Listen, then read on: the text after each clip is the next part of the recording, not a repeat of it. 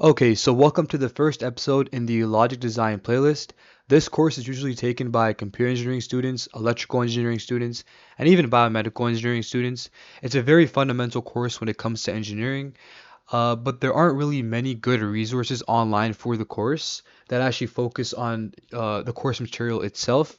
So, me and my friends, being electrical engineering students who had this course last semester, thought it'd be a good idea to, make a YouTube playlist out of this and really teach people where the ideas are coming from and the concepts.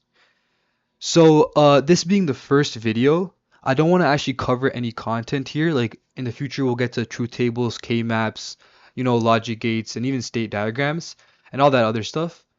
But for now, I just want to talk about the motivation behind these ideas, how they were developed, and a bit of a history of where logic design really comes from. Because it's always better to understand the fundamentals so that the math doesn't just feel random, and you'll have a better understanding of the math as we go along. Okay, so first I'm gonna pull up a Wikipedia page of a man named George Boole. And what's important about this guy is that he lived in the 1800s where there were no computers, at least the ones like we have today, right? There were no iPhones, there were no TVs, none of that stuff. There were no transistors either, and he doesn't even have a background in electrical engineering. He was just a mathematician and a philosopher who was interested in a very abstract question. And the question is as follows: can human logic be written using mathematics? Okay, so that might sound very confusing at first, but what he's basically trying to get at is when we make statements like this is true or this is false, or when we say stuff like this and this must be true or this and this must be false, can we write those statements using symbols and equations instead of just words? And this is the idea that gave birth to Boolean algebra. And what he basically proposed is that logical statements only need two values, true and false, and that logical operations like and, or, and not follow strict mathematical rules. And he published all this in a book called the Law of Thoughts. So if you want to do more research into how these ideas were developed, I highly recommend checking out the Wikipedia page for the book. But at the time, this was mostly used in philosophy and pure mathematics because no one was thinking about, circuitry and computer hardware. But fast forward to the early 1900s, and especially during the times of World War II, people started building machines. So I can pull up the Wikipedia page for this as well. Okay, and yeah, so people started building machines, and the main purpose of these early computers during these times of war were for artillery calculations, code breaking, scientific simulation, census data, and even navigation. All that stuff humans could obviously do, but it would take a lot of time to do the arithmetic for them. Weeks and months would probably go by, so the computers would do it really quickly and really fast. And that was actually the point of these early computers, to be quick, reliable, and easy to use. So, how do these machines actually work? Well, we can see an example over here, by the way, of the German Enigma encryption machine. Again, all these machines, like these early computers, were usually built, or I think all of them were actually built just for military and governmental reasons during the wartime. Now, the first question that might come to mind is, how are these machines actually built, and how do they actually work? So to answer that, I'm gonna pull up another Wikipedia page. I know a lot of Wikipedia pages, but just bear with me. So basically, these machines, these early computers, were built using switches, relays, and later vacuum tubes. So as you can see, these are pictures of vacuum tubes. For the course itself, it isn't necessary to understand how these devices work, but just know that we are able to build them and what their operation is. So these switches, relays, and vacuum tubes, later today we use, transistors. The key is that these devices are essentially switches that can have two clear states, on and off, conducting and not conducting. So physically, these machines are essentially binary systems, right? And at first, engineers didn't really have a clean theory for designing these systems. A lot of it was trial and error. You wire things together, test it, fix it, and repeat it, which is very inefficient and obviously led to inaccuracies. And this is where Boolean algebra all of a sudden becomes extremely important because engineers realize that electrical switching behaves exactly like logical statements. For example, a switch being on perfectly translates to a statement being true, and then a switch being off would obviously map to a statement being false. And then they realized that we can create an AND by having switches in series, and we can create a OR by having switches in parallel. I can draw that out for you right now. So imagine we had let's just have switch. Oh, this is really bad. Wait. Let's just say we had a switch like this.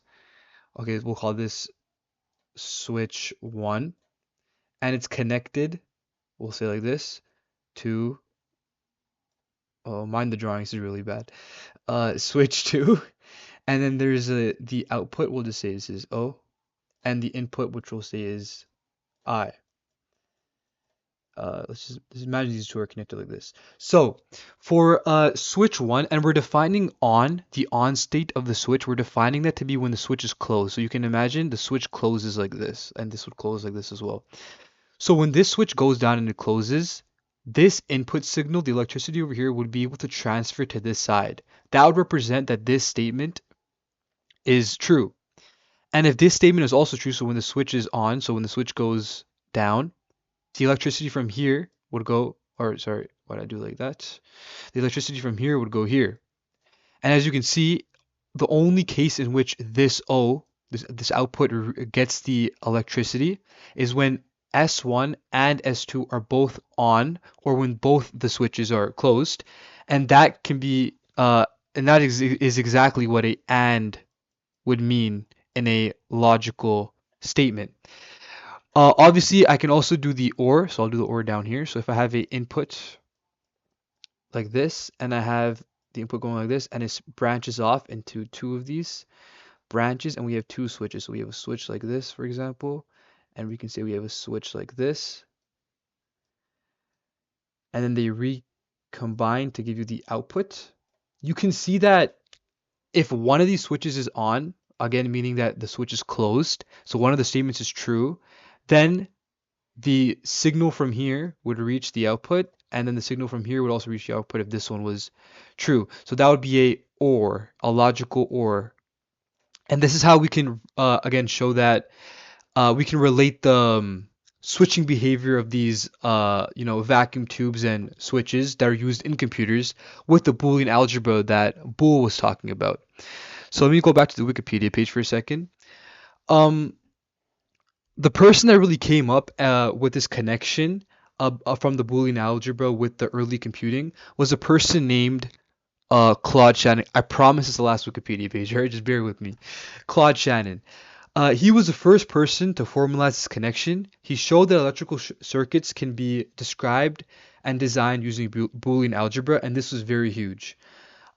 Because now, instead of thinking of voltages and wires directly, engineers could think of them in terms of logic and could write equations to simplify them, which we will do in the future, and make these circuit diagrams and really design the circuit instead of just guessing and checking of what's going on. And this was basically the birth of what we call logic design. So when we talk about logic gates, they aren't just arbitrary things. Like an AND gate isn't just a mathematical statement. There are actual physical implementations of AND gates, just like I just showed you with the switches. But to now, like nowadays, we would use transistors, and same with OR gate, right? These aren't just arbitrary things. These are literal things that we can implement, and these are essentially the building blocks of computers we see today. And for example, if you can take AND gates, OR gates, and NOT gates, you can build a adder circuit or a register or a state machine, even CPUs and GPUs. And we'll get into that. And these are just because everything builds on top of each other with layers of abstraction, as we'll see later. And that's why logic design is such a fundamental course. Every if statement in software maps back to logic. Every processor core is just a massive logic system.